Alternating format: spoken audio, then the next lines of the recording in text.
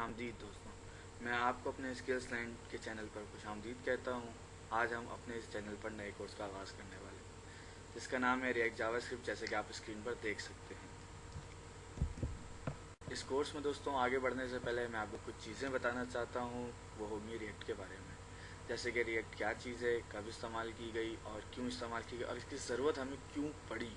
तो इन चीज़ों को मैं आगे बताता हूँ, हमारे साथ बने रहिए आगे। तो सबसे पहले तो ये कि हम रिएक्ट जावास्क्रिप्ट यूज़ क्यों करते हैं। रिएक्ट जावास्क्रिप्ट हम यूज़ करते हैं बेसिकली जियोग्राफिकल यूज़र इंटरफेस बनाने के लिए। किसी भी वेबसाइट का जो हम यूज़र इंटरफेस बनाते हैं उसको बनाने के लिए हमें ज़रूरत पड़ती है रिएक्ट जावास्क्रिप्ट की, इसलिए हम इसको इसके अंदर यूज़ करते हैं। दूसरी बात, हम इसे दोबारा फिर क्यों यूज़ करते हैं, इसकी सबसे ख़ास बात यह है इस जावास्क्रिप्ट के अंदर बेसिकली ये एक लाइब्रेरी है जावास्क्रिप्ट की जिसे हम यूज़ करते हैं। ठीक है, तो इस लाइब्रेरी को यूज़ करने का कोई अहम फ़ायदा तो होगा, तभी हम इसे यूज़ करें। तो इसका अहम तरीन जो फ़ायदा है वो ये है कि ये सिंगल पेज एप्लीकेशन बनाती है।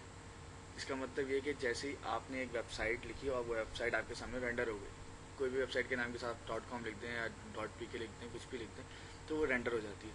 रेंडर होने के बाद होता ये है कि उसके अंदर बहुत सारी चीज़ें रेंडर हुई हुई होती हैं, बहुत सारी चीज़ें आपको दिखाई दे रही होती हैं। आप बाज़ वक़्त किसी चीज़ पे क्लिक करते हो या लॉगिन करते हो या साइन अप करते हो या फीडबैक देते हो या कमेंट करते हो, तो होता क्या है कि वो पेज रीलोड होता है या किसी नेक्स्ट पेज पे जाता है।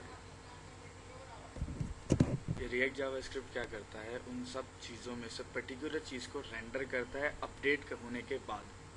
इसका मतलब ये है कि जैसे आपने लॉगिन किया, लॉगिन होने के बाद वो पूरा पेज रिफ़्रेश करने के बजाय लॉगिन के ऊपर, लॉगिन यानी कि लॉगिन आपके यूज़र नेम के ऊपर जितनी चीज़ें भी डिपेंडेंट है ना, सिर्फ और सिर्फ उन्हीं सबको अपडेट कर देगा। यानी कि फेसबुक के ऊपर आपने अक्सर लॉगिन किया होगा, तो लॉगिन होने के बाद होता है ये कि आपके यूज़र नेम और आपका जो मेन अपना नाम है वो एक कॉर्नर पे रेंडर हो जाता है, बाकी पूरा का पेज वैसे का वैसे ही रहता है। अगर से न्यूज़ फीड चेंज हो जाए या दीगर चीज़ें चेंज हो जाए, फेसबुक पर तो नहीं होता फिलहाल ऐसा। नॉर्मली आप दराज के ऊपर आप देखें, जब आप दराज.pk को ओपन करते हैं तो होता है ये कि पूरा का पूरा पेज वैसे ही रेंडर हो रहा है। आप जैसे ही लॉगिन करते हैं साइड टॉप राइट पर जो है आपको आपका नाम लिखा हुआ नज़र आ जाता है। उसके अलावा कुछ भी चेंजिंग नहीं होती है, ना वो पेज रीलोड होता है ना ही कुछ, बस ये सिर्फ इतनी सी चेंजिंग होती है उसके ऊपर। तो क्या ये पर्टिकुलर एरिया के ऊपर अफेक्ट करता है। लिखा हुआ है यहाँ पे react will efficiently update and render just the right components when your data changes. सिर्फ वही कंपोनेंट को वो चेंज अपडेट करता है। तो दोस्तों इसको डेवलप करने वाले सॉफ्टवेयर इंजीनियर थे फेसबुक के, जिनका नाम था जॉर्डन फॉग। इन्होंने इसको फर्स्टली इंट्रोड्यूस फेसबुक में। बेसिकली फेसबुक को ज़रूरत इसलिए पड़ी थी कि न्यूज़ फीड के लिए। फेसबुक में जब यूज़र्स बढ़ गए थे उनकी न्यूज़ फीड काफ़ी ज़्यादा हो गई थी।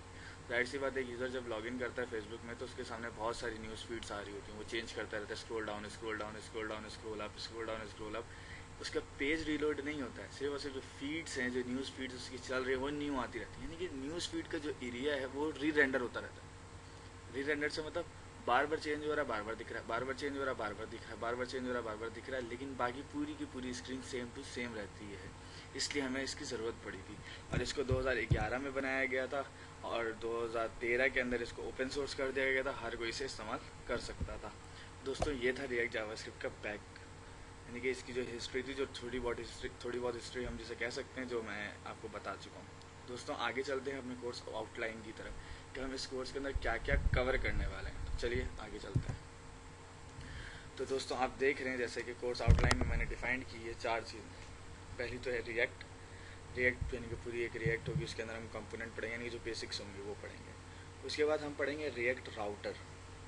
रिएक्ट राउटर क्या कर रिएक्ट राउटर ये काम करता है कि राउट करने में हेल्प करता है, यानी कि एक छोटी चीज़ रेंडर हो रही है, उसके बाद दूसरे पेज में जाने के बजाय कोई पर्टिकुलर कंपोनेंट वहाँ पे ले आता है, उसको रेंडर कर देता है। इसलिए रिएक्ट को हम समझ। रिएक्ट रिडक्स ये है कि हम ग्लोबली स्टोर बना देते हैं। इसका सिर्फ जो लिटिल बिट स्टोरेज है वो हम जो वेबसाइट को प्रोवाइड करेंगे वो रिडक्स के ज़रिए करते हैं। और चौथी जो चीज़ है वो है रिएक्ट एनिमेशन, जिसके बारे में हम बहुत ही थोड़ा सा पढ़ेंगे, हालांकि ये भी बहुत एक बड़ी चीज़ है।